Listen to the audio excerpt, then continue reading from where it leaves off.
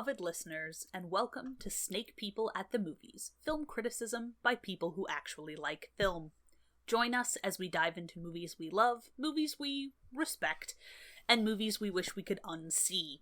It's the podcast where we talk about growing up and living queer, nerdy, and depressed online and at the cinema. From the kids who are beginning to understand the appeal of turning into a ravening beast and wreaking havoc, it's Sneople at the Movies. I'm Ezra. I'm Helena. And I'm Maddie. Are we gonna get a copyright strike if I just start singing Warren Zevon's Werewolves of London at the top of the Probably. Maybe? Yeah. Look, just emotionally. Everybody imagine. Pause this podcast right now, take a minute, go listen to Werewolves of London. That song fucking slaps. Mm-hmm. Then come back. It's extremely good. And then, yeah, that's the mood setter for this one. It's the Easter egg. Warren Zevon, my dad's favorite musician of all time. Yeah. Oh, Dad. Yeah, that song slaps so hard. Happy Halloween, everybody. I mean, Happy Halloween. Happy October. Halloween. All month. But happy Halloween. Happy Halloween. Happy Monster Mash. Happy Monster Mash.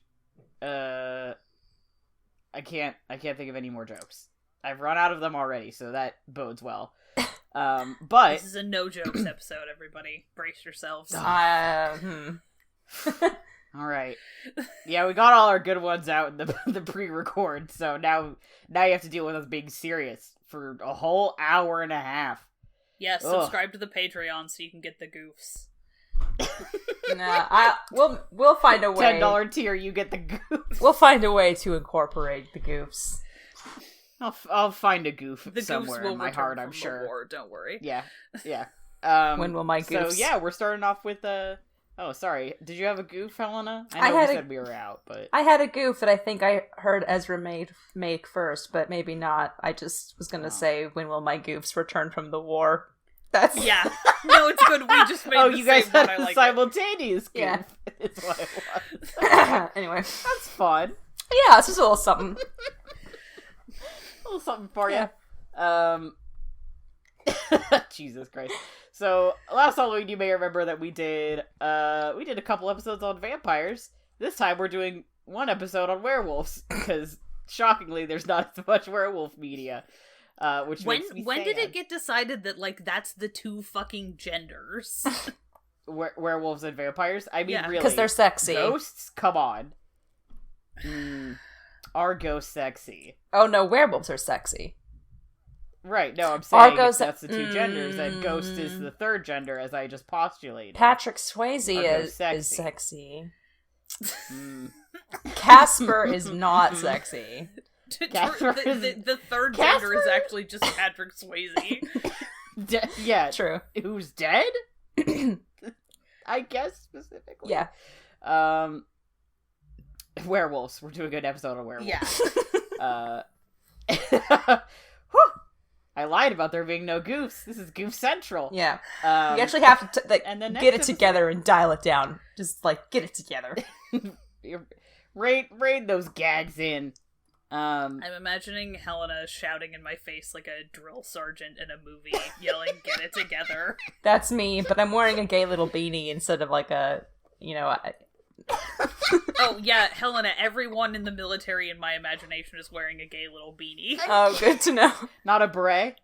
Because, some of them are wearing berets. You say that, drill sergeant, and I think immediately of that scary man from Full Metal Jacket, so I'm not dressed like him, I'm dressed like a little gay little Canadian. That's what I'm. I've never seen Full Metal Jacket. Neither have I. Yeah. But is that, I don't know... Yeah. Is Adrian Brody in that movie? No, you're thinking of something completely different. I can't remember what war movie that he's in, but it's not that one. I was gonna say, I am thinking of something completely different, but I can't remember what it is. Full Metal Jacket is, that's Matthew Modine. It's a Kubrick thing. It's a very weird movie. We won't talk about it right now. No werewolves in it. Not interested. Ugh. No werewolves in it, therefore it has no place here. Mm-hmm. Mm-hmm. I mean, I guess one could argue that war does indeed turn men into beasts or something. I'll shut the fuck up now. I mean, where's my Werewolf Wharf movie? Wharf. Yeah. Freudian slip there, Maddie, huh? I'm just No, that's just the episode him. where everybody evolves backwards in TNG, which scared the ever-loving shit out of me as a child. That won't happen here. No, not today. Before we get to werewolves, do we want to do a What We Sneep? Yeah. Yeah. Let us regale each other with the tales of what we have sneep. I will go first, because I'm first on the list, for some reason, always. So I rewatched Kiss Kiss Bang Bang, Sneople classic, Sneople favorite, love that movie. Helen and I watched All That Jazz, which we talked about last episode, and like immediately afterwards I was like, I want to watch it. And Helen was like, okay. So we did, and it was a fucking blast, and I really liked it. And it was very intense, and I spent a lot of time being like, and having a great time. I rewatched Knives Out, which is still so good. I realized I hadn't seen it since it was in theaters, since we saw it in theaters, which is a crying shame, because it was real good. I have been on like a Ghibli run. I'm like going through and watching a bunch of them that I haven't seen. So I watched Whisper of the Heart for the first time. I rewatched Cat Returns. I watched Porco Rosso for the first time. I rewatched Princess Mononoke, though it's been a really, really long time. And I rewatched Howl's Moving Castle, which I just realized I didn't put on the list. I watched Creep for the first time, which is a 2014 like found footage horror comedy that was very good. And then I rewatched The Mummy. A bunch of us rewatched The Mummy the other night. Love that movie. Yes. So good. Cinema classic. Truly. There are no sequels. Yep. Nope. That's what I saw. What have y'all seen? Should I go? Ezra, you want to go?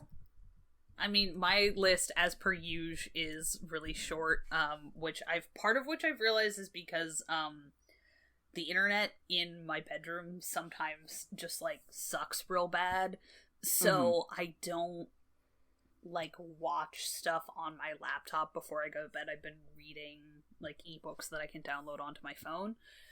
Oh yeah, that makes sense. But so I also I was part of the Great Mummy watch, which I never get tired of that movie. Nope. Like, it's always just, I anticipate and enjoy the shit out of every single story beat. It's just really good. And it's also, for especially the three of us, there's a lot of pointing at the screen and going, haha, that's us.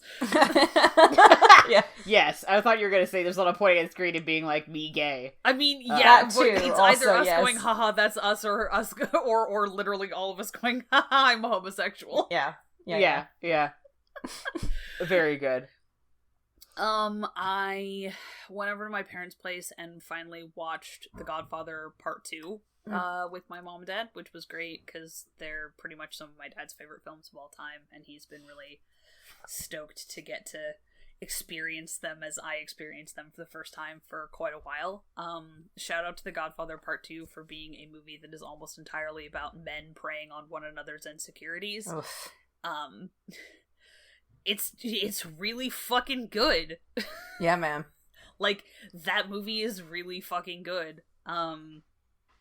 Yeah, it's just it's really pretty amazing to watch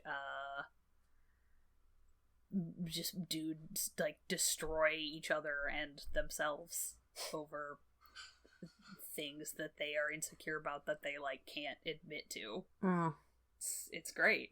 It's just everyone's very psychologically tortured, and it looks really good. And then I've just been reading like an absolute fuckload of old Tamara Pierce books. Yeah. Yeah, Love I don't 'em. know. Sometimes you just need some like comfort reading. And I realized that my like next D&D character definitely has some latent Tamara Pierce heroine DNA, and I was like, God, this makes me love her more, and also like, wow, these books were just so formative. Yeah, Strong agree. It has been a minute since I've read them, though you guys reading them has made me want to reread them. I just finished rereading the Inkheart series, which was also very formative. You should definitely reread them. too. I think they really hold up. And this has been an interesting thing for me where this is the first time I've like gone through and read a bunch of them since I came out as non-binary. Mm-hmm. And yeah. I wasn't sure if I was still gonna feel welcome in the same way, because there's so much about all of the different ways that one can be a woman. And I still feel really at home in them. Like, I don't, even though it was like, here's all of these ways that you can be a woman, and I was like, okay, some of these things speak to me and some of them don't, but that's not a designation that speaks to me. Like, I don't feel rejected by them in a way that I guess I was like a little bit afraid I was going to, but like I still feel like I have a place there in, you know, like a complicated concept of being, you know, the struggle to be yourself and figure out what it is that you want and what elements of what society wants for you work for you and which ones don't. Like, yeah, there's just a lot of really good chewy kind of thought stuff in those books that like you can really kind of you pick it up when you're little, but you don't necessarily like really realize what it is, and then but when you go back, like there's just a lot there. So they've been really rewarding and fun. Nice. Thanks, Tamara Pierce. Yeah, for sure. Love you, Tammy. I didn't even think about the like womanhood part because I was just like, man, I loved those books. Kel was, I think, my like top fave. Yeah. Nope. Yeah. Same. Mm-hmm. But I loved all like 3 of the main heroines I read, so like I loved them all so much. I didn't even think about like how that might impact me, but I'm like, oh yeah, I guess so. Also, like, man, I really like the Alana stuff where she like masquerades as a boy, and I was like, wow, cool.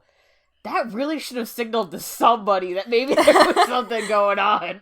Well, and it's really great because guess not. Like, she's getting in interviews. Like now, she's like, if I was writing those books now, like because I'm like aware of like language about gender fluidity and gender queerness, like those are labels that I would have applied to this character, but like. It was the 80s. I didn't know that existed.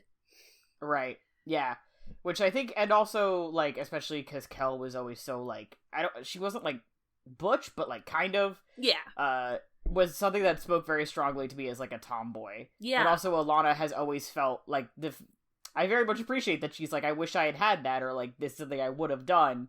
Because that, like, spoke to me very much. Yeah. So. Absolutely. Love you, Tamora Pierce. Yeah, she's been really, pretty like, rad. open about how, like, her knowledge and understanding have evolved as she just, like, lives in a world that is increasingly open about stuff. And I think that's really, like, in contrast to some other authors who wrote childhood favorites of mine who will not be named.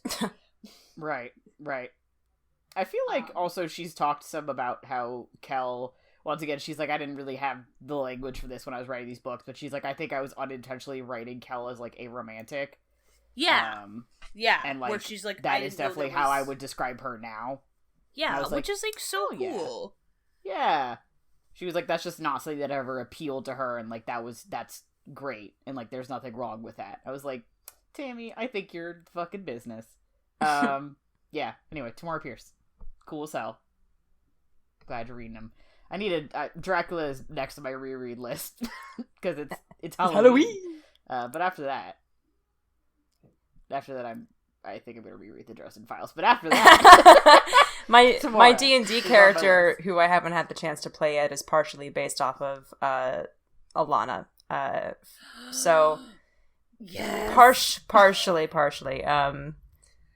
Or inspired by, I should say. Know. Yeah. Yeah. Love that. Love that. So that just reminded me of that. I did not get to delve as deeply into Tamora Pierce as a child, but I have gone back and reread some of them, and I really enjoy them, and I want to keep doing it. So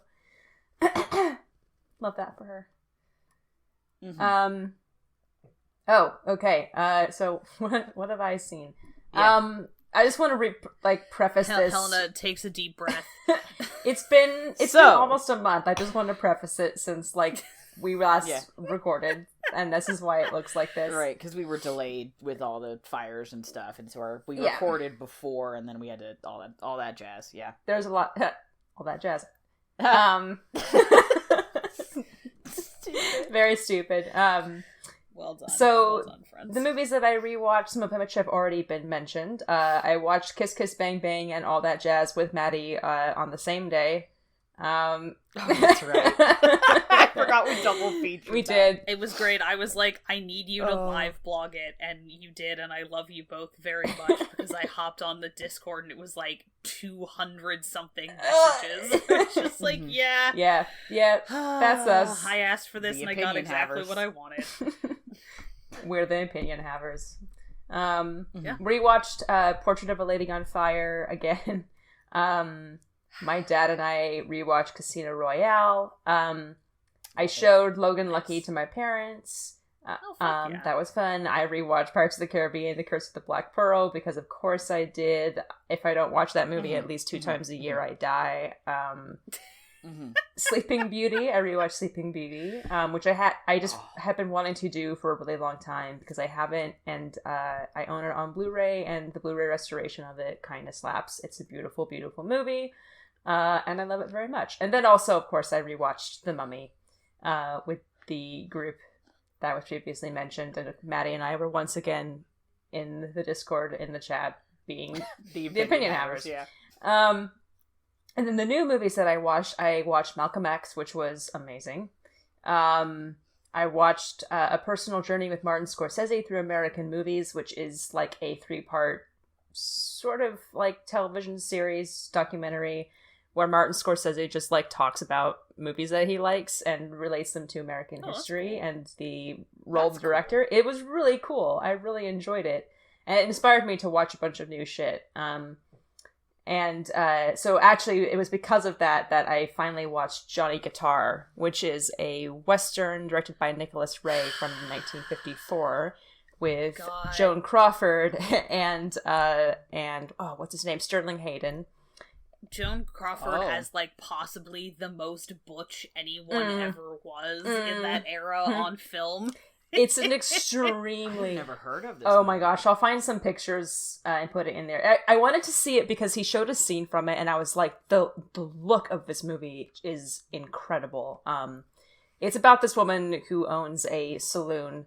Joan Crawford owns a saloon in like the middle of nowhere in this town, and people hate her because she's different.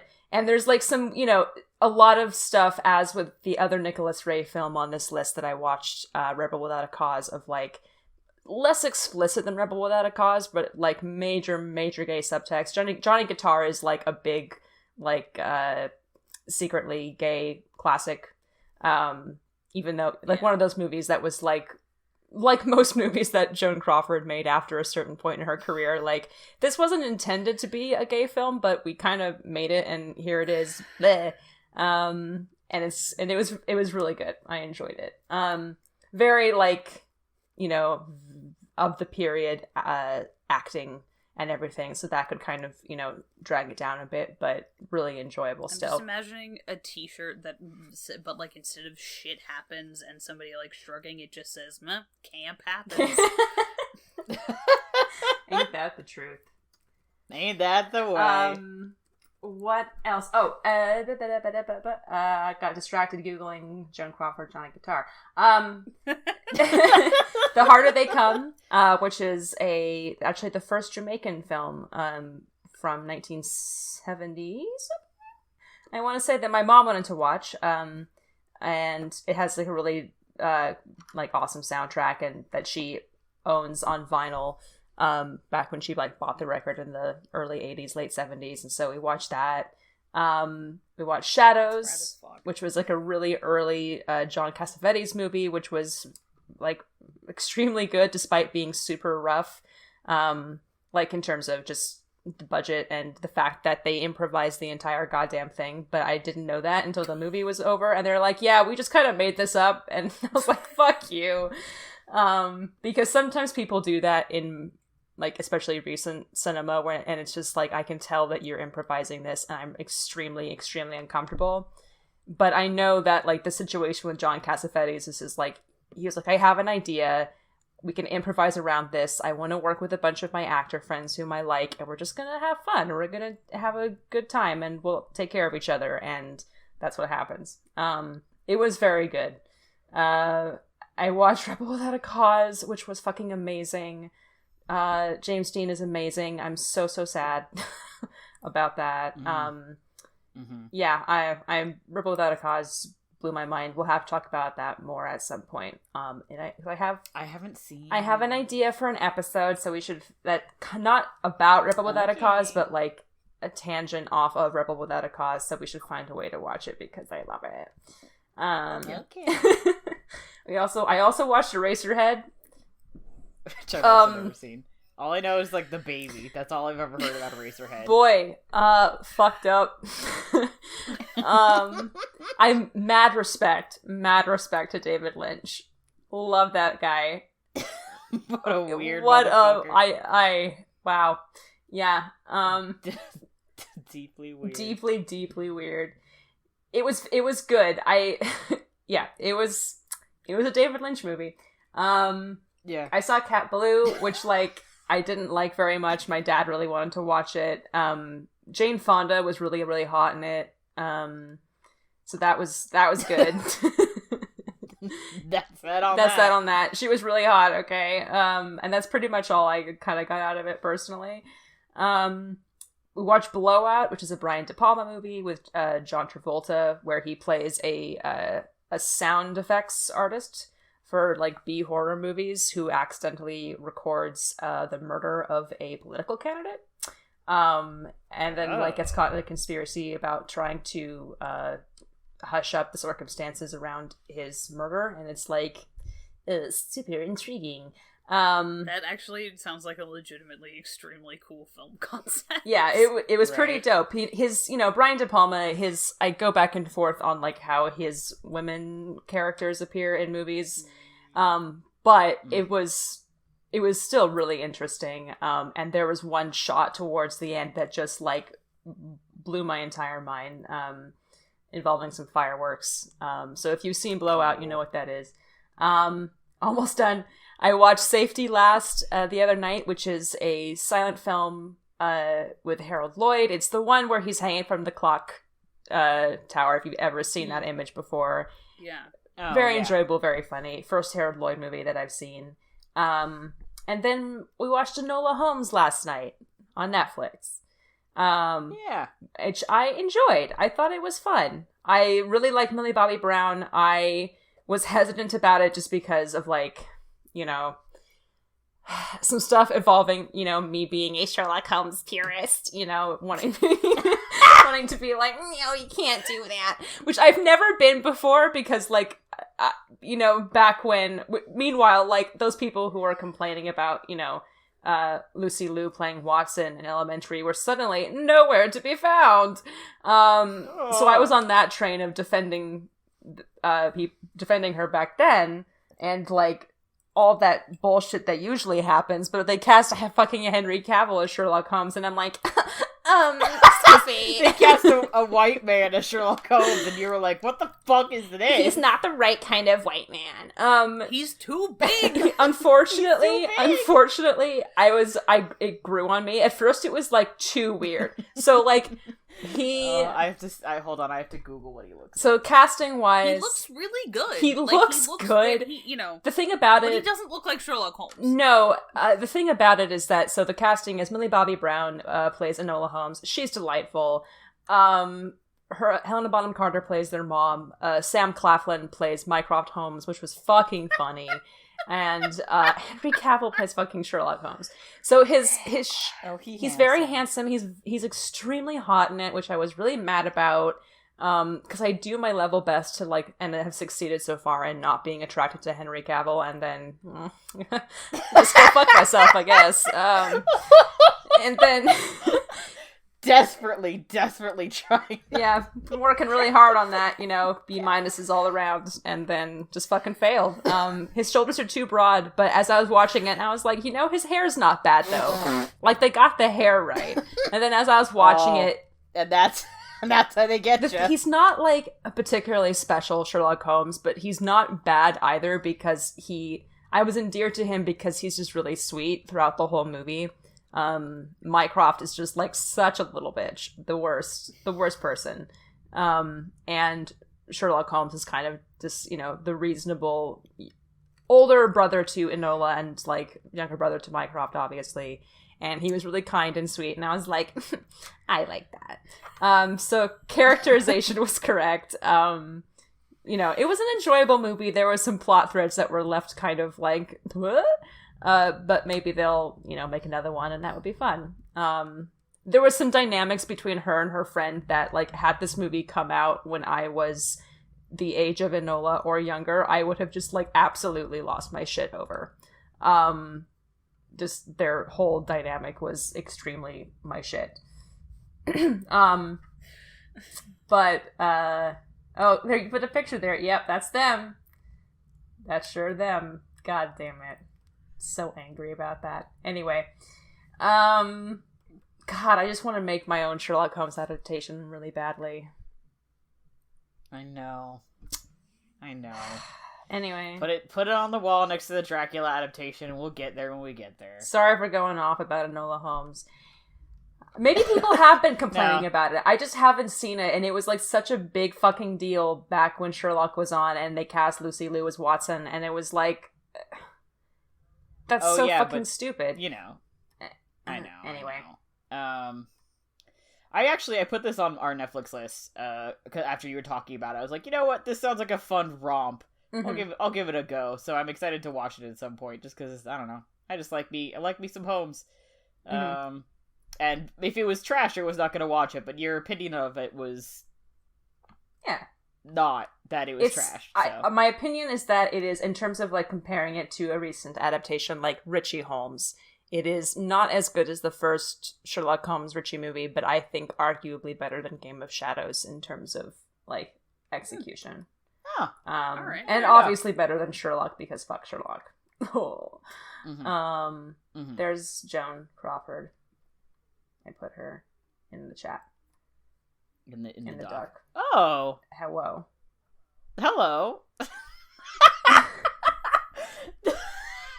Fucking one mind. Yeah. There she is. Whoa, way too big. Hello. Ma'am? You're taking up an entire page there. Hold on. Are you putting large images in the chat again? I'm trying to make them smaller. I was gonna say, is she wearing pants? Mm-hmm. Yeah, she walks in her first scene wearing pants, and it's like, what? And good for her. It's very striking. And Sterling Hayden is like also like weirdly hot in that movie too. Sterling Hayden plays. I don't know. He is the cop in The Godfather, who meets an unfortunate end. And Rip, I guess. Oh no shit. Yeah, that's him. God, look at that fucking hair. He's like. Right. He looks like he's got a weird face that I feel like if he didn't have a cigarette in his mouth, that his face would look wrong. He's got a weird face. He's also like 6'5". The cigarette completes it, 6'5", 6'6", but he's weirdly hot in this movie. I don't know, man. That's unnecessarily tall. Yeah, he is extremely tall. Look at him with his little fucking guitar. I'm about to put another image in there. We should start talking about werewolves. He is very tall, if I'm looking at the correct I think you are, probably. There he is. He does have a weird face. He's got a weird face. It looks better with a cigarette sticking out of it. He's also in Doctor Strangelove. He plays Jack Ripper. That's him. He looks a little bit like the dude who played the engineer on Star Trek Enterprise. Huh. You're not wrong. It's the eyes. Yeah. The eye socket shape. Look how much fucking taller he is than her. Holy shit. What? Holy yeah. Look at that! God. Sorry. It's like me standing next to my roommate. To transition to talking about werewolves, I'll say something like, hey, how come Sterling Hayden and Joan Crawford were never in a werewolf movie together? Discuss. That would have fucking whipped, actually. It would have been dope as hell. That would have been real good. Sorry, I have to scroll past these other large, unrelated images that you put in the Google Doc. Yeah, let's talk about werewolf movies. 1, 2, 3. Oh, fuck the podcast. Yeah. So we've got a 10-page long document. I can't. Most of it is images. Okay, a bunch of it is big photos. I know. We don't even get to the werewolf stuff until page 5. This has been your behind-the-scenes glimpse into the making of Sneople at the movies. Oh my god, the Google Docs. Some of them are totally reasonable, and some of them are... It's interesting, because we were starting to compile a list of, like, vampire media. There were a few where we were like, does this count?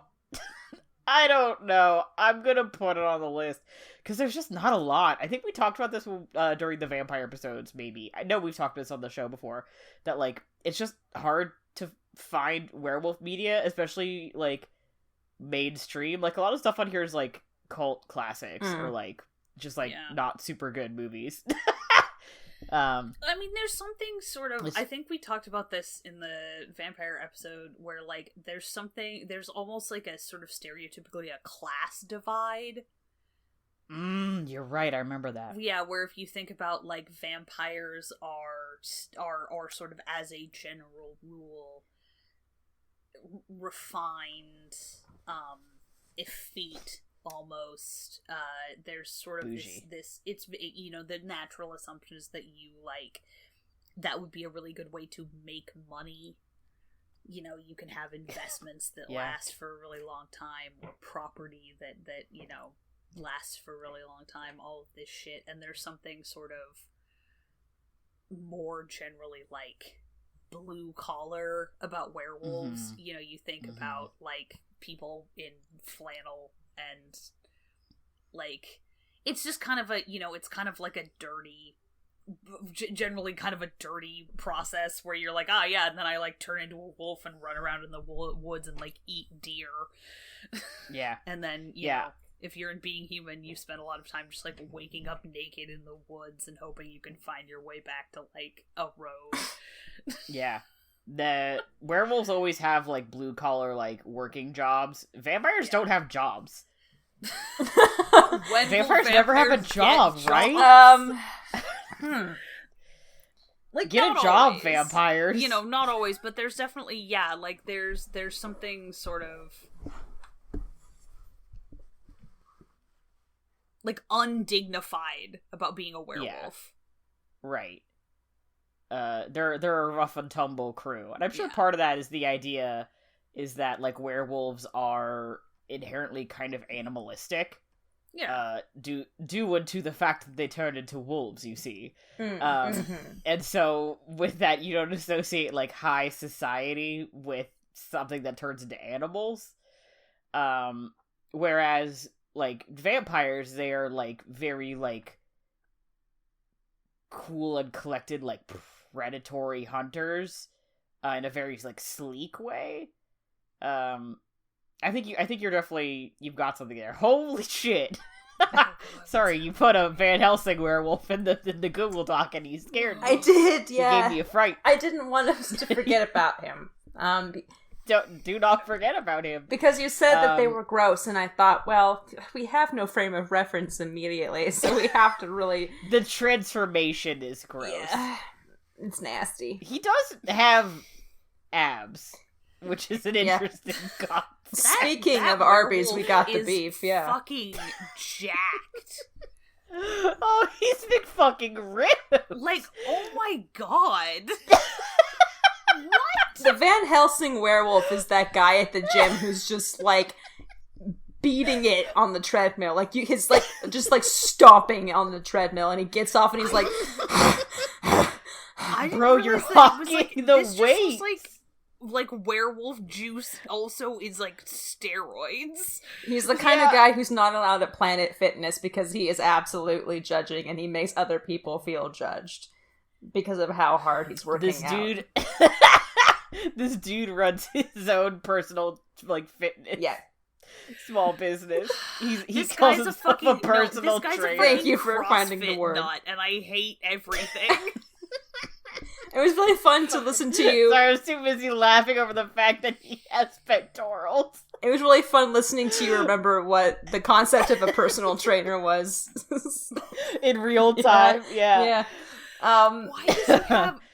he has, like... a God. human musculature structure. I know. So we need to talk about Van it's Helsing. so funny. We need to talk about this if we're going to talk about this picture that nobody can This see. vampire in this Okay. detail. On this audio medium. Because, like, I was gonna say, I had, like, I got distracted and didn't put this in the Google Doc, but I have, like, there's sort of, like, a couple of, like, main sort of theories of how you do werewolves.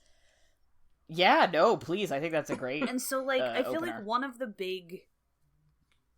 big deciding factors is, like, is being a werewolf something that makes you different all the time, or only different when you turn into a wolf? And, like, I'm mostly thinking about, like, most things, the idea is that, like, you're a werewolf and that makes you different all the time. I really think, like, one of the things I love about being human is that, and if this is just going to turn into the Ezra Talks About Being Human episode, and, like, I'm not apologizing for that. It handles, its, like, take on different kind of supernatural conditions is, like, not kind of the standard one, but, like, George is, like, normal. Yeah. The entire rest of the time, he doesn't get, he's not, like, supernaturally strong, he doesn't have enhanced senses or any of this stuff. This is, like, a 1 day a month inconvenience. Yeah. It's like he has an incredibly condensed period. Yeah, basically. And then you get, a lot of the depiction of werewolves is that if they are, like, there's like it almost, a lot of them, like, it seems to, like, make people want to be pack animals. And there's this idea that, like, it ties you to other werewolves, and you get these kind of, like, it sort of naturally becomes, like, your social circle because it's something you are all the time. Like, maybe you have a better sense of smell, or you're, like, really buff, or, like, there's just, like, a bazillion different things that could, like, mark you out. And so I feel like that's kind of one of those, like, and, like, one of, like the idea that it's just, like, something that happens to you once a month and, like, sucks really bad but doesn't give you anything the rest of the time makes it feel more like a curse. Rather than, like, some of these other takes are, like, it has trade-offs but it's not all bad.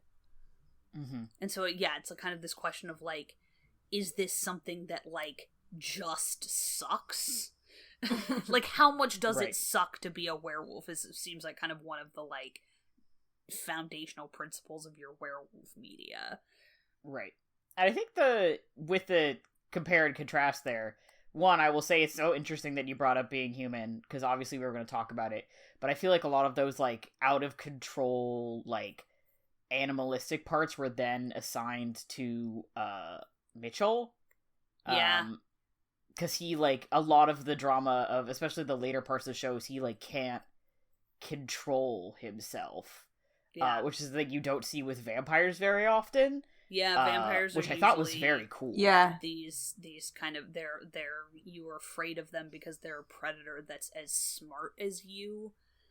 Right. And so, yeah, the idea that, like, what if they are also, there's an uncontrollable element to the desire to do violence. Right. Which I always thought was really interesting, and also sometimes made that show really hard to watch, because you were watching him fuck everything up, but he, like, literally couldn't help it. He, like, couldn't stop. Yeah. And you were like, please stop, and he was like, I literally can't, and you were like, I want to and I can't. And there was something which was very unique hard. too about the I'm trying to remember the context for it. This was early season 1 about Mitchell's relationship with George, and vice versa. Something about like I think I know what it was. So George wears the Star of David around his neck.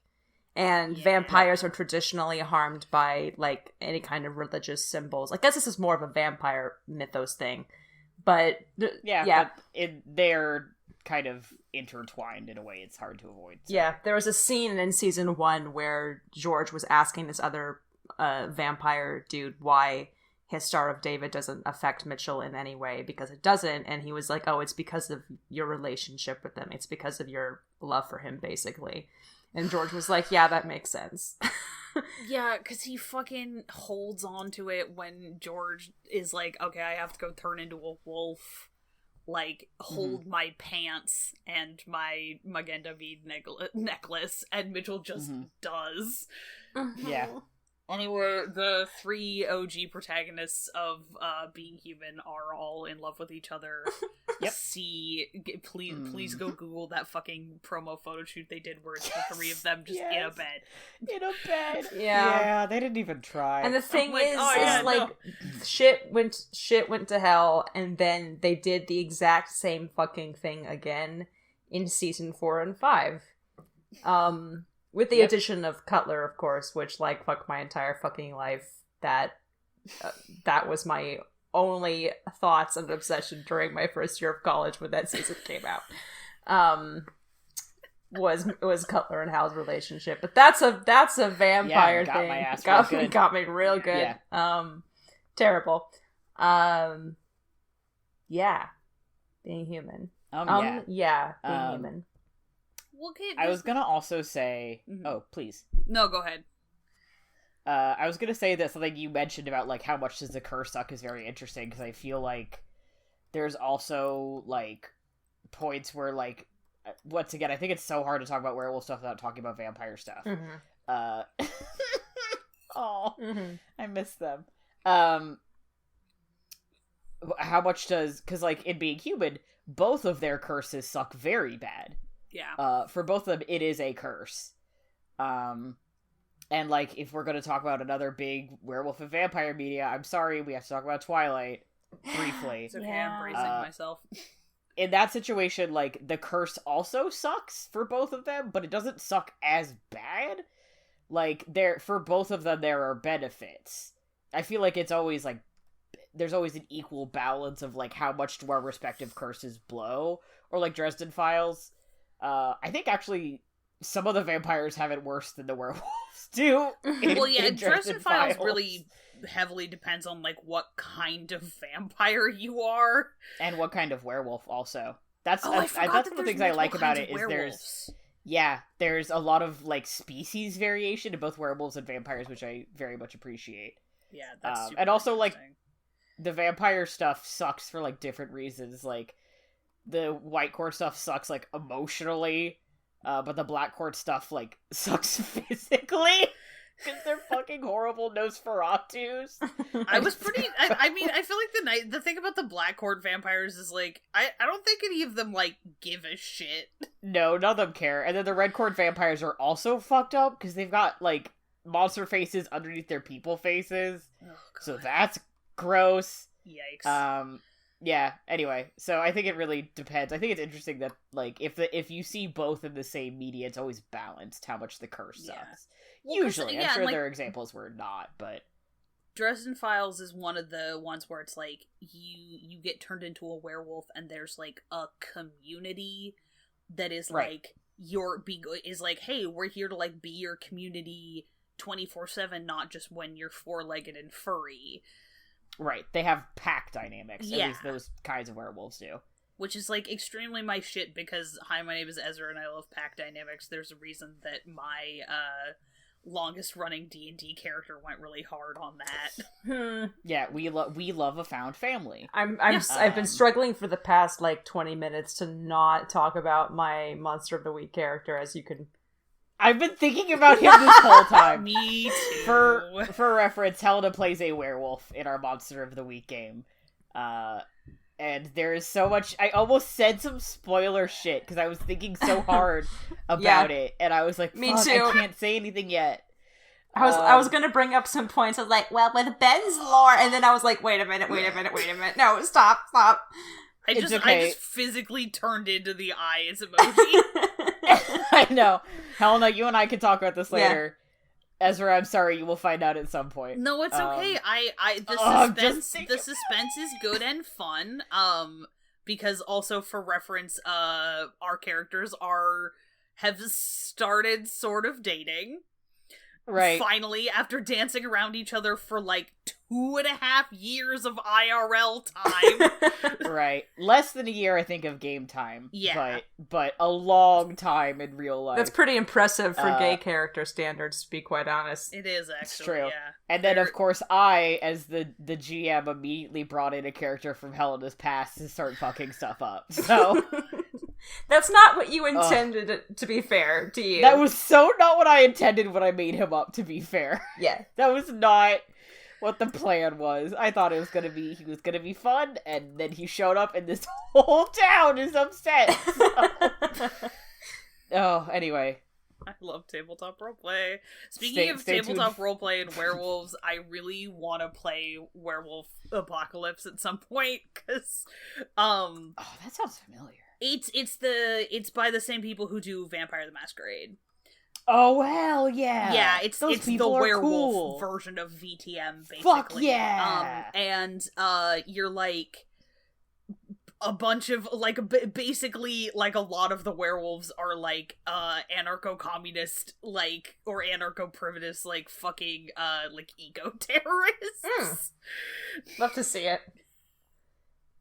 I have a couple of friends up here who used to be really big into the Bellingham LARP scene. Which I guess is just like people don't do as much now, which makes me very sad because I want to try LARPing really bad. I know.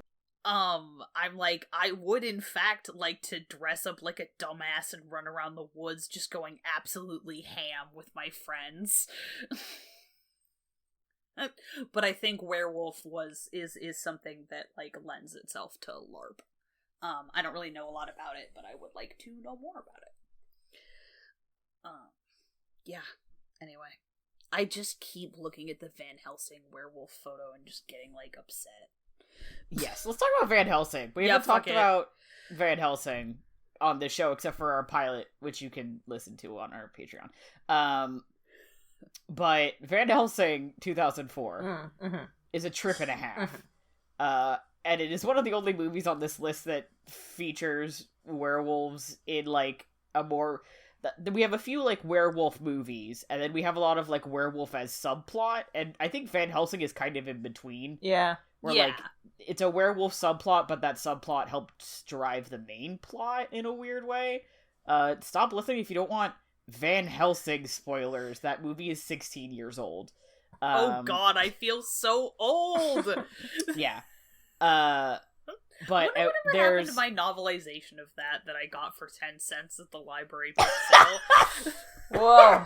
Well, if you find it, let me know. If I find it, Matthew Trumbo Gomes, I will mail it to you. Oh, bless you. I just remembered the Van Helsing video game that I watched an LP of, where they did half of the plot and then did an entirely different plot for the last half. Was it like a better plot, though? I don't think so. It was just different. It was very weird. That's polite of you. They didn't have that ball scene and all, and that whipped, so it was sad. God, I forgot about that. Look, is that movie so good? Absolutely not. Does it rule? Yes. Yes. But they're the main like love interest, the female protagonist's brother, gets turned into a werewolf somehow. Mm-hmm. Oh, werewolves work for Dracula. That's one of the plot things, I think. Yeah. And I think he ends up turning Van Helsing, and then it turns out the only way they can kill Dracula is because Van Helsing is a fucking werewolf, which is goddamn crazy. Now, I have to refresh my memory on this. Is he or is he not also Gabriel? Like, yeah, the angel? Yeah. it's Archangel Gabriel is... Yeah, it's heavily implied that that's what he is, and also implied that he and Dracula used to bone. Mm-hmm. I remember that, yeah. So many implications for religious and literary scholars the world over. Right, because Van Helsing works for the fucking church. So to and he's like a 400-year-old amnesiac. He goes to Transylvania, and Dracula's like, I can't believe you betrayed me like this. And Van Helsing's like, bitch, what the fuck are you talking about? Yeah, and then he basically shows Van Helsing their fucking prom photos. Yeah. And then later Van Helsing fucking kills him, and then kills his primary love interest.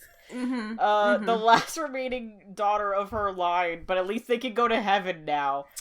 Because that's the main point, is they have to kill Dracula so this family can go to heaven. And then he's just hanging out with Frankenstein's monster, his new best friend, and David Wenham, who plays a monk that fucks. Yeah. He's the only character in that entire movie who has sex, yeah. Character in the movie who fucks. It's interesting, because in the original Dracula, first of all, none of that's there. Second of all, Van Helsing is not the Archangel Gabriel in the original Dracula, nor is he a werewolf. No. There aren't any werewolves working for... Yes. There aren't any werewolves working for Dracula in the OG Dracula. But he can turn into a literal wolf. Not a werewolf, but a wolf. Yes. Yes. I think he also controls wolves. That's part of his thing. Yes. They're his creatures of the night. Yes. So he like calls to them and shit, and it's kind of cute because they're doggies. Yeah. You love that. The Dracula adaptation in 1992 kind of takes that to an extreme. All right, here we go. It's bad because it's kind of, the implications of it are bad. That scene, he turns into a werewolf. He does that. He turns into a werewolf when he bones down on something. Yeah, and it's not entirely, like, just so you know, like, it's not entirely, in my view, consensual, which is, like, where I'm like, I don't like this at all. And not that, like, you know, that's how it is in the original book, obviously, if any of that is implied, which, like, that doesn't happen in the original book, of course, but, like, it's the sexual implications of vampirism, you know, la-di-da-di-da. Like, of course, none of that is consensual. It's just, like, the graphicness of it and the choice to do it like that. When he looks like this fucked up wolf, just, like, so fucked up, just wrong. Just bad and wrong. And also that, like, later... the person who eventually becomes his real love interest sees him doing this and is like, oh my god, and then later is still somehow his love interest, and we're meant to be like, oh, it's romantic. I just don't know what... We just don't understand. It's a very interesting supposition. So I was just thinking about that with horror and reflection. Disdain. It was just such a weird choice. And yeah, please do not Google Dracula 1992 werewolf, because the initial Google searches they're not graphic. It's just like, well, yeah, that's what that scene is. Thank you. Bye. Great. Helena. Yeah. I'm doing it. Oh no. Okay, well. I've never seen the 1992 Dracula film, so... right. Helena and I decided to take that journey on our own. I'm about to just ruin my own night. It's the first image. On air. It's the first image that I saw, yeah. Let me ask a question while Z is doing that. How come no one can make a werewolf that doesn't look fucked up? Like, I'm looking at this Van Helsing werewolf, and this is, like, fine, actually. That's, like... The transformation sequence should be... Yeah, that's how's it really going over bad. there? You know, fucking Mary Doc Brandybuck voice, why did you look? Why do you always have to look? Yeah, hold on, I have to look too, so we can all... This is, you know, we're all just looking. I would say... I think the weird thing that's going on here is that I'm looking at, like, just the face, and it looks way more like a vampire bat than anything, like, it looks like a monkey. Yeah, it does. Top 6 taboo sex moments in horror. Ugh, Is God. that what this is? Yeah, I don't know, man. But yeah, like, it's that's, like, one of the big things with, like, werewolf design is, like, do you find a way to give your werewolf a muzzle? Yeah. And if not, you just got some King Kong looking motherfucker over here, like. Yeah, I really like the werewolf in American Werewolf in London because the transformation scene is really drawn out and fucked up to look at, but then he looks kind of like a real wolf when you do see him. So that's good. Like, not like a real wolf, like just like a real wolf, but like a fucked up wolf. You know, as compared to like whatever Van Helsing was getting jacked on, and well, yeah, and of course the horrible thing that was done to Lupin in the Prisoner of Azkaban adaptation, which was like, what the fuck was that? Why is it bald? Why does it look like that? Like, it looks like the transformation is really well done. Mm-hmm. But like, why is it bald? Why is it spine like that? Hey, why is it like? Hey guys, kind of damp looking. Why is it spine like that though? I don't know. I don't want to think about it. Why is it like that? I just hey guys, hey y'all.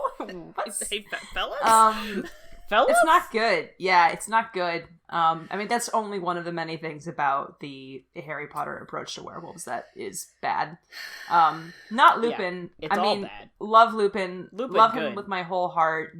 Are there some things about, like, the implications behind his character and the only other named werewolf character in the series that are intensely problematic? Yeah. The version of Remus Lupin that exists in my head is fine. Everything else... So you mean the version of Remus Lupin before everything that happens at the end of Half-Blood Prince and Deathly Hallows? Yeah, the end of what? Yeah. Who? Whomst? Yeah, the books where he's gay. Yeah.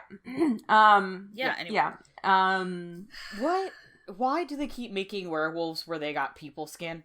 That's my question. I genuinely don't know because, like, I feel like it is perfectly. It's like a perfectly reasonable level of fucked up if, like, a person just turns into a big fucking wolf. Yeah, they always gotta make them look like I don't dislike, I will say, when they have, like, weird ears that are halfway between people and human. Something about that indicates to me, like, oh, that's fucked up, and it's like, yeah, I don't hate that. But when they do some fur but mostly skin, I'm like, no. Bro, that just looks like a boar. Yeah. Like, you fucked up. That doesn't look like a dog. You need to do something, in my opinion, that's like, it's a wolf, but it's real big, or something else about it is super fucked up. And maybe, like, the eyes are kind of fucked up. I can appreciate that. If you have to make them scary, there are ways to make things scary without making them just look like a fucking old purse, you know? I think the issue that we're facing is that we are of the camp that wants our werewolves to be scary, but also wants our werewolves to be sexy. I guess. Kind of. I mean, maybe I'm projecting a little bit.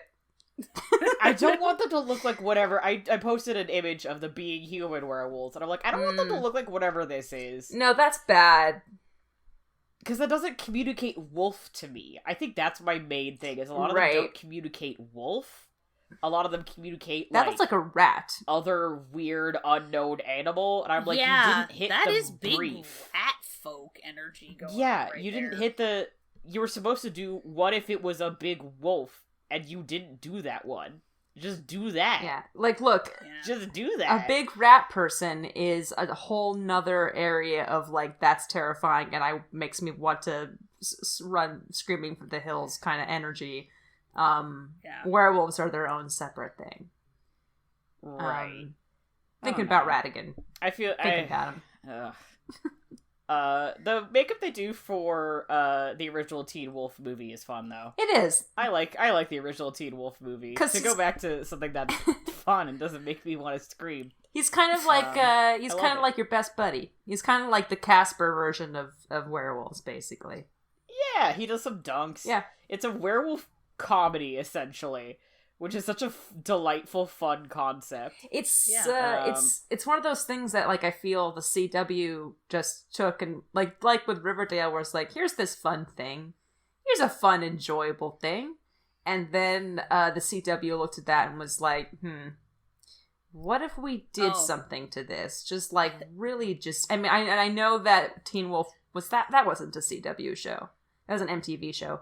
But same kind of energy where it was just like, what if we just kind of like fuck this up though? I would have loved to see Scott, my beautiful son, just fucking Van Seth. Yeah. That would have been fucking kick, and play lacrosse as a werewolf. That would have kicked so much That would have been ass. awesome. And like the thing about it is like the season 1 has those vibes where of the show has those vibes where it's like, where did you get your juice? My mom buys all the groceries kind of energy. My mom buys all the groceries. Living in my head rent free forever. You know, that kind of shit. Styles, love him. Love that. Yeah. Love that goofy kid. You know, all that like fun, goofy energy that I think really could have sustained it. Like, we need supernatural shows that are like, here's the thing, you can Fun. make a show for teens that is like a supernatural show that is a metaphor about like how being a teenager sucks, because it does, and still have it be fun and funny. I think it can be done. I think that's easily achievable. I haven't seen one. I ain't fucking seen one yet. Love to. Would watch the shit out of it, but what do I know? I mean, I think, like, this is not a werewolf movie, although, oh my god, it would be amazing if it was. Ferris Bueller's Day Off kind of strikes that energy really well, where, like, I feel really, really God, connected. I feel... What if Cameron was a fucking werewolf with that cancer? Who are we to say that he isn't? Oh, that's true. Maybe that's why he's so awkward. Like, of all of the things that Cameron's having a crisis about during, and that it's just like, also he's a also werewolf. This. I would not deny the fan who has written that. A new fan fiction. That's a movie that I feel like that captures, like, it's really fun all the time, but also there's this undercurrent of like, oh, wow, this sucks. This sucks real bad. That doesn't ever overpower it, but is like kind of relatable in a way. And then if you just took that, but put some werewolves in it, but made a couple of them werewolves, wouldn't that be fun? That would be fun. That would be fun. Well, I know what my debut film's gonna be about. Yeah, putting that on the list. Yeah. Speaking of debut films, this is not a debut film by the person who's writing it, but I'm just excited because it's not out yet and I want it to be out. It doesn't even have a name yet.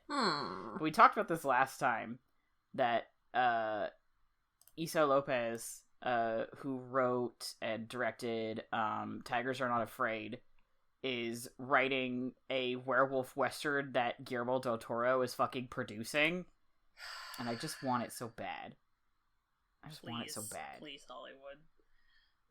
That's it. Last update, apparently, she sent, like, the second review of the script over to Mr. Del Toro before the lockdown. And that was, like, the last update. I'm like, but I want it so bad. Man. I need it to save me. She did this interview where she was talking about how, like, there's just not a lot of, like, good werewolf movies, and she was like American Werewolf in London, Ginger Snaps, and then like I think the other one she had was Howling. She was like, those are like the three good ones I can think of. And she's right. Yeah, she's pretty much right. I haven't seen the last one, but I was like, she was like, there just aren't any good ones, and I think there should be. And I was like, I love and respect you, and I want your movie so bad. We haven't talked about Ginger Snaps yet. We haven't. That was me opening the door for you to talk about Ginger Snaps, boy. but also to talk about this movie I want to be real so bad. Yeah, me too. I want it to happen. I still haven't seen Tigers Are Not Afraid. I really want to. Oh man, I saw a trailer for it forever ago, and then I just did not see it. But yeah, I'm really, really excited for that. Yeah, Ginger Snaps is one of the three good werewolf movies, I guess. There's also these sequels, which I haven't seen, but I think we've talked about Ginger Snaps before on the podcast, but if we haven't, or if you didn't listen to that, it's a Canadian film from the year 2000, that is kind of a cult classic about these two sisters who are outcasts, sort of like, considered these the weird kids in this Canadian suburb, and there's a monster that's been attacking like local dogs, and eventually they go out one night and Ginger, the older sister, gets bitten by what turns out to be a werewolf, and she goes through a horrible transition. And it's kind of like this metaphor for, neither of them at the beginning of the movie. Ginger is 16, Bridget is 15, and they're extremely close. Neither of them have have gotten their period yet, so it's kind of like this thing where Ginger starts to get her period right at the beginning of the movie, like the night that they go out, and then she gets bitten by a werewolf that night. And so her transformation from being something that's undesirable to her, which is a woman, it's, whatever that means, in the tradition of like people who think that you're officially a woman when you get your period, that is like coupled with the fact that her body is literally turning into the body of a wolf. And there's some other stuff in there as well that other implications of that narrative that other reviewers have touched on that I don't really feel like I can speak to, but the user, if anybody has a Letterboxd account, which some people do, Sally Jane Black, who is currently Sally Jane Black Sunday in honor of Halloween on Letterboxd, wrote a very interesting review about it, which I think people should read. But yeah, it's like we watched that movie last Halloween, almost a year ago, I think. And yeah, I was gonna say I think we watched it last Halloween. And it's just a very really sad movie, but like also whips at the same time. Yeah, it kicked so much ass. I'd never seen it before, but you've been talking about it for years. And I was like, yeah, I guess.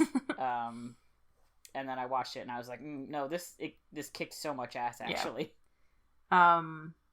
What about like the werewolf transformation in that movie? I'm just thinking of like when she eventually because like the thing about that is like she gets bitten, but her transformation into a werewolf isn't complete. So it's like this cycle, like getting your period, basically, where her transformation into a werewolf is slow and gradual. So like first she's like kind of growing fangs, she's growing claws, she's growing a tail, her face changes, her hunger becomes more intense, and that kind of stuff.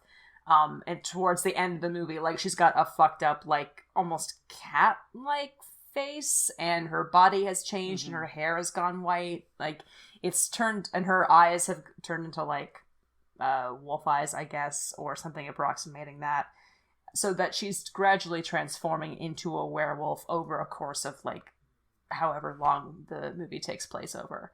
So that's like a really interesting take towards it. Like eventually she would turn into a werewolf at the full moon, I guess, were the story to continue past a certain point. But at that point it's just like, nah, she's got to get there first. I can't remember what she looks like as a full wolf, but anyway. I don't either. It's been a minute. Gots to Google but it. It's real good. Z, have you seen it yet? I have not ever seen Ginger Snaps, actually. Ugh. I really need to. Yeah, I think for whatever reason I was not around for that watch on. I mean, I think because it took place in person. I think it happened at like a friend's house where like her roommates were there, so we weren't able to like stream it. Yeah, it was. Well, part of it is that on one of my many foolish Blu-ray mistakes, I own it on Blu-ray, so I wouldn't be able to stream it. And then we did watch it over at Madeline's house friend of the show, Madeline's house, when she was living with other roommates. Oh yeah. Okay, that was what it was. Yep. Yeah, no, I would really like to see it at some point. I'm looking forward to eventually, getting together to watch that one, because that sounds like a really it's funny, like,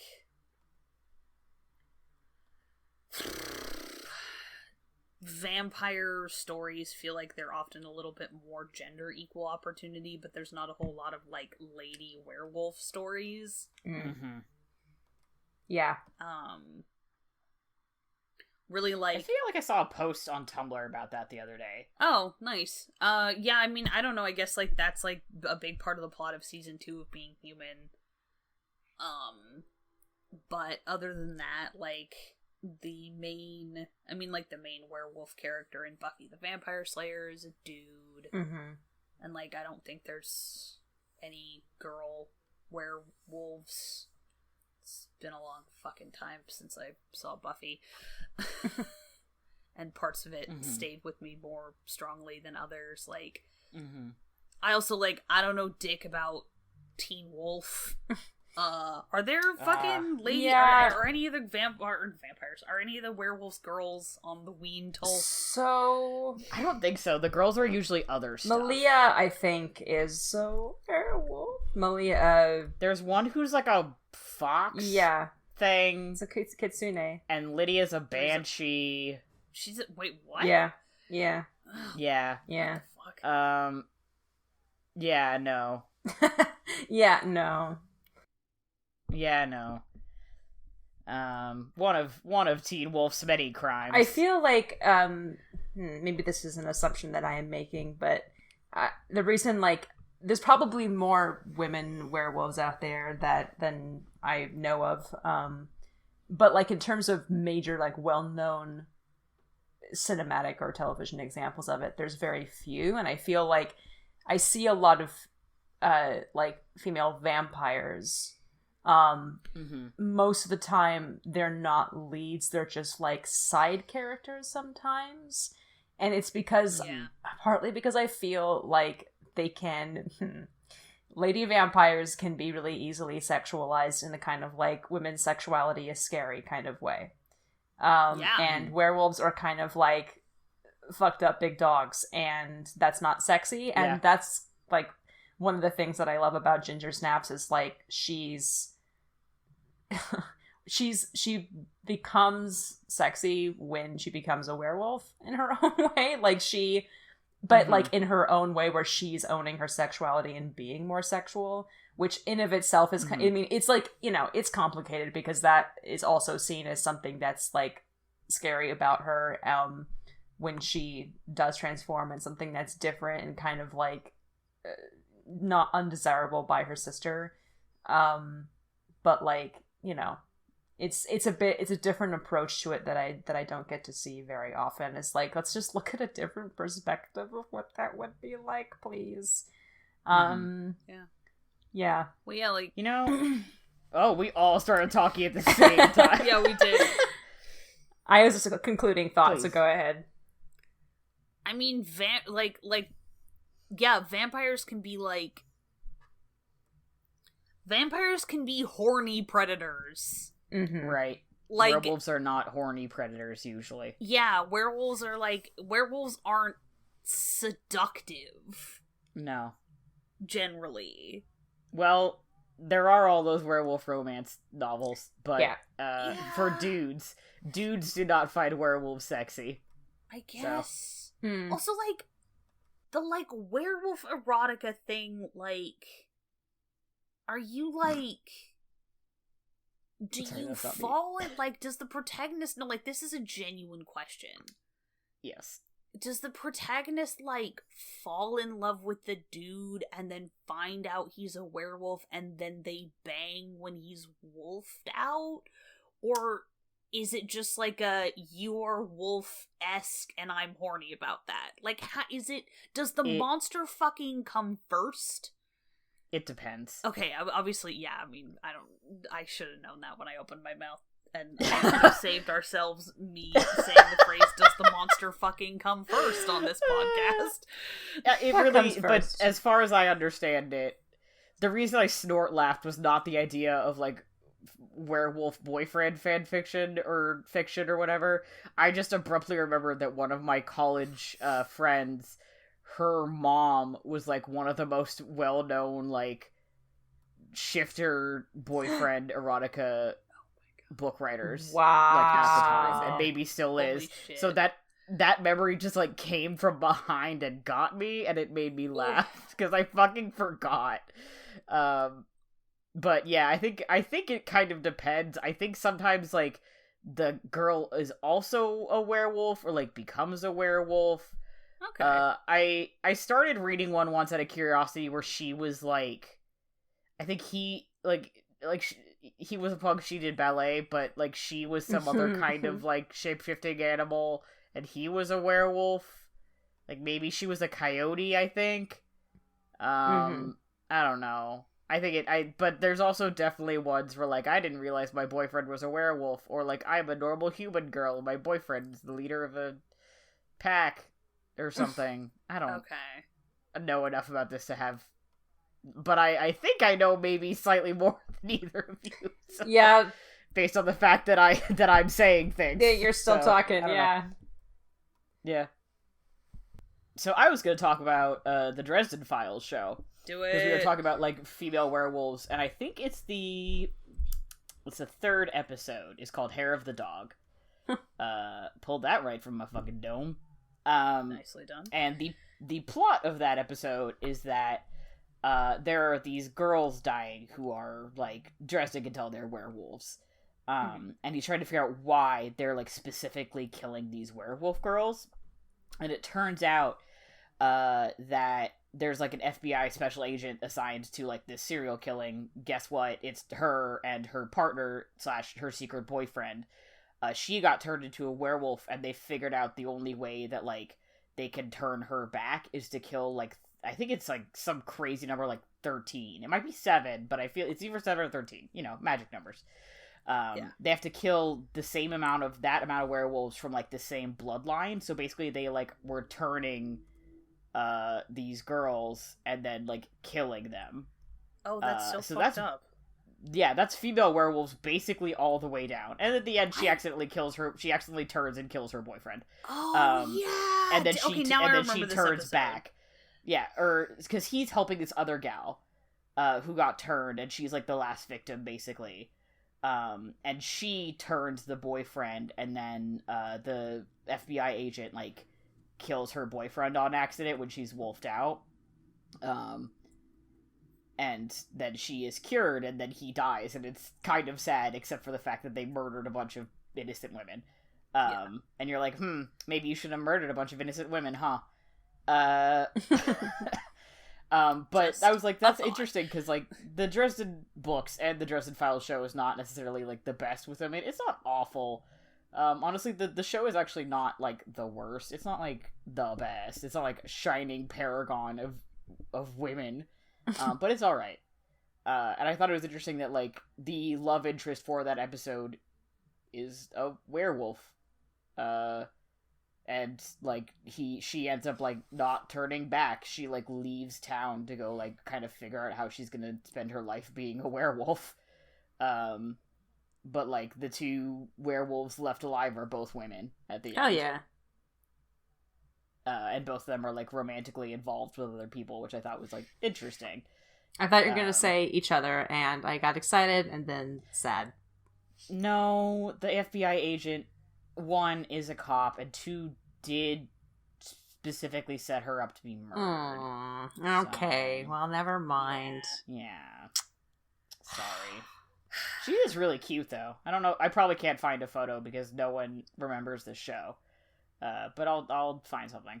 Yeah, I don't know, that was just, like, an interesting thought that I was like, oh, yeah, they, like, had that one werewolf episode on the Dresden Files show, and it was like, oh, what a funny coincidence that, like, it was basically all women. Weird. So I guess... I didn't have any other additional thoughts. I think my thoughts, which I think I can draw from what we've discussed today, are there should be more lady werewolves. There should be more gay werewolves. There should be werewolves that don't have human skin. That would be good.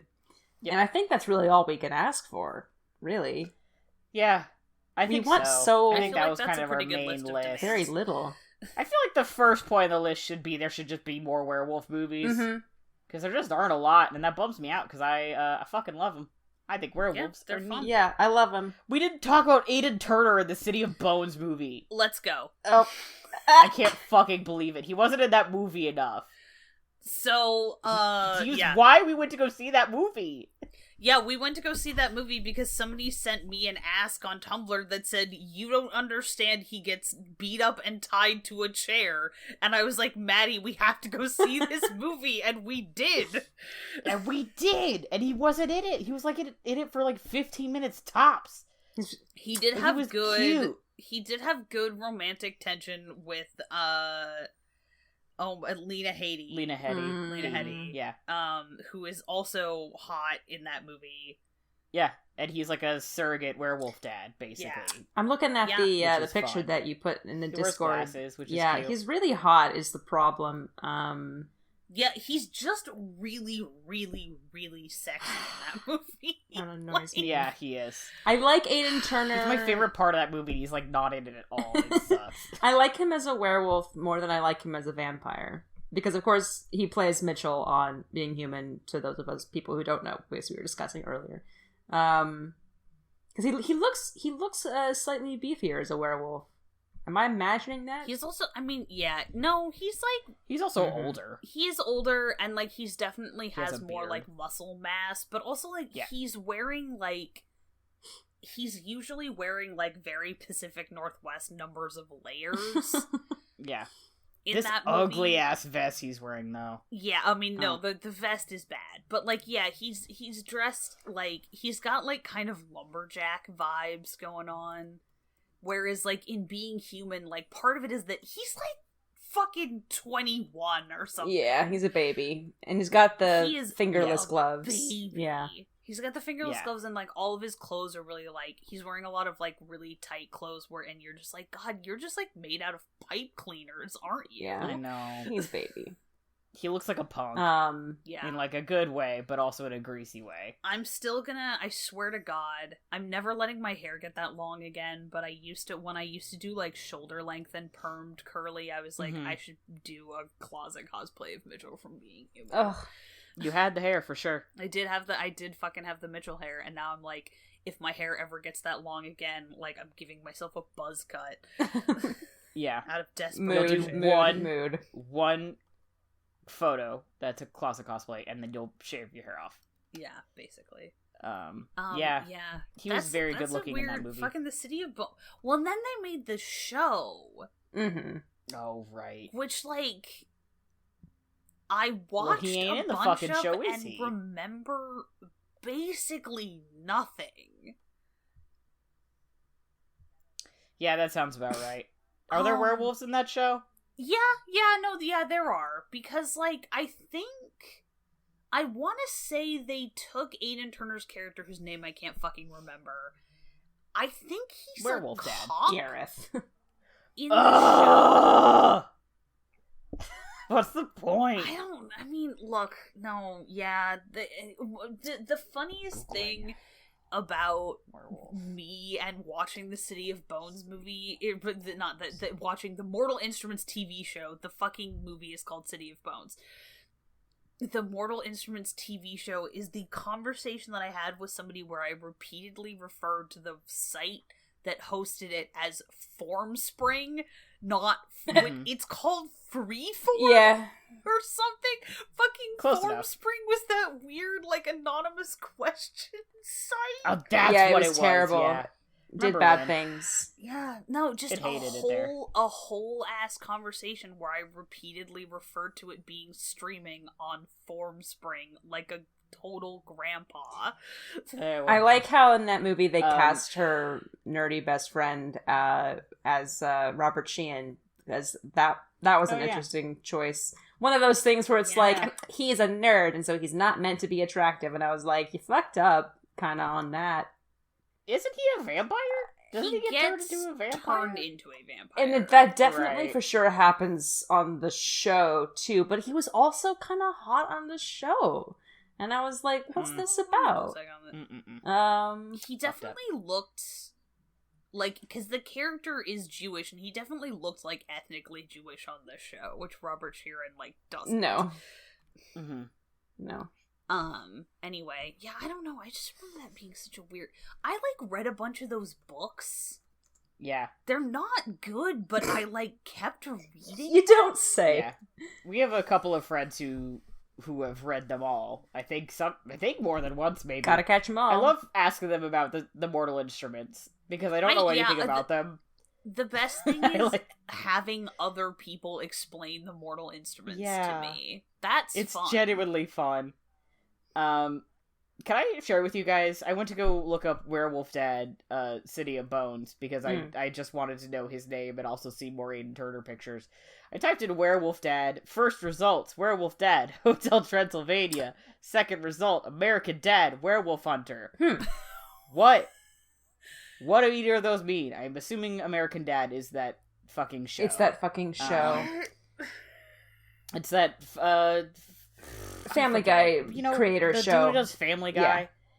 Oh, I found the Werewolf Dad from Hotel Transylvania. How's he look? He look nice? What? Hold on. Hotel Transylvania.fandom.com. He's in fucking all. Oh, Buscemi boy. Oh, I love him. I love his little personality hat. overworked. I love personality. him. No. Personality overworked, fatherly. Please link to what you're looking at. He is. He looks like I like how he his name is whole ass Wade Werewolf. I like how he kind of looks like Steve Buscemi. Yeah, he's got Steve Buscemi energy. He's the husband of Wanda Werewolf and the father of Winnie, Sonny, and his many other werewolves. He's like Wade is a werewolf, a miserable data processor by day and a father by he's night. the Willy Loman of werewolves. Oh my god! Holy shit! He is apparently a tritagonist? Anarchy. What you? So anyway, Hotel Transylvania, secretly a werewolf movie. This is the only werewolf protagonist I care about. This is so funny. He looks like a raccoon. Look at how short his little. He looks like my best friend. I love how in fucking depth this Wikipedia is. 19th century Wade is one of Dracula's best friends. Aww. Dracula and his best friend, Wade, the werewolf. Oh, I've never watched Hotel Transylvania, and I've never wanted to watch it more. Wow, I adore him. Man, fuck whatever else we were going to talk about. I think we should go on. I was really Wade Werewolf and just let him Yeah, I gotta say, is that what Ben's gonna look like when he's like middle aged? Shut up. Oh. Ben, my character Ben on Monster of the Week, not our friend Ben. We should clarify. Okay. Yeah. I was like, oh, that's so mean to say about our friend Ben. I was talking about Helen. This you is the told confusing me part. Werewolf Ben came You first. told me To be that fair. I was already sold on the concept of this character, and the instant that you said that he was voiced by Steve Buscemi, I was a goner. This is the only thing that could make this better, conceptually, is if this character had his own spin-off series, and he had a brother who was also a werewolf, who was voiced by Willem Dafoe. What is the name of that werewolf? Please name him. Please name your new Hotel Transylvania OC. It has to begin with a W, because that apparently is the... Except for Sonny, the Walter. werewolf? I don't know where that came in. Walter? Mm-hmm. Okay. Mm-hmm. Thought you were going to go with Willem, I won't lie. Well, I don't want it to be Just too go for meta. Okay. But yeah, I am dying for a movie that's just Steve Buscemi and Willem Dafoe, and if they have to play animated werewolves in it, then so fucking be it. Animated Werewolf Brothers. Oh, it's fucking. It's dude. like Road to El Dorado, but they're animated. But they're like put upon werewolves. Oh my god. DreamWorks, God hire bless. us. We know how to make your movies. Oh, every single photo of this dude online is funnier than the last. Oh. God, fuck all other. I take back what we said about more werewolf movies. This is it. Yeah. This is the dude. Yeah, we can't get any better than this. Merry Christmas to me. What the fuck? There's something very funny about this image of the werewolf next to a circle that has Steve's face in it. Oh my god. Oh. Okay. We're done. This is too much like the "How would a dog wear pants?" Well, apparently extremely low. That man does not have a high waist. He's mostly torso. Yeah. Look at those. If your werewolf does not have these body proportions, it's not valid. Because there's something deeply fucked up about the fact that his arms are so long. Yeah. Like, that's scary. Just do this. He could touch the ground if he just reached down, and he wouldn't even have to bend. He could just touch it. Can you imagine him trying to run on all fours? If I saw him running on all fours at me, I think I would die instantly. What would he do? Wheel in the back, big wheel in the Oh my god! What would he do with his hat? I would combust. If he was running on all fours, his hat would fly off. Yeah, I wouldn't see that happening though, because I would have fucking died. The fright would have taken me right out. I have never man. loved a man as much as I have loved this animated werewolf voiced by Steve Buscemi. I've already forgotten his first name because I just keep thinking Walter, but no, that's the Willem Dafoe one. That's your yeah. That's your OC. Willem Dafoe, yeah. Oh, God bless him. I'm so glad I went to go look up Aiden Turner in the City of Bones movie and instead found this, the fourth member of Sneople. This werewolf. Dad. I need Okay, take us out. Literally and to... figuratively. Oh, I need to look at pictures of Aiden Turner to calm down. Wayne, God. Oh boy, alright. Let me take a deep breath. Thanks for hanging out with us here on Sneople at the Movies from the Infinity Break Network. Check out infinitybreak.net for more awesome content, and come hit us up on Twitter at people_snake, or shoot us an email at sneopleatthemovies@gmail.com. Our amazing music was done by Johnny Ronaldo, who you can find at Johnny Ronaldo on Twitter. Our super snazzy logo was designed by Bethany Leuthold. Check her out at bethanyleuthold.wixsite.com. If you've got a subject you want to hear us talk about, a movie you think we absolutely need to see, or a video of the worst werewolf transformation sequence you've seen, come say hello. Also, if you can, please leave a review on iTunes and help share the show with any friends you think would enjoy it. Any way you can spread the news really helps us out and keeps our momentum going, and we would really appreciate it. As always, thanks for listening, and we'll see you at the movies.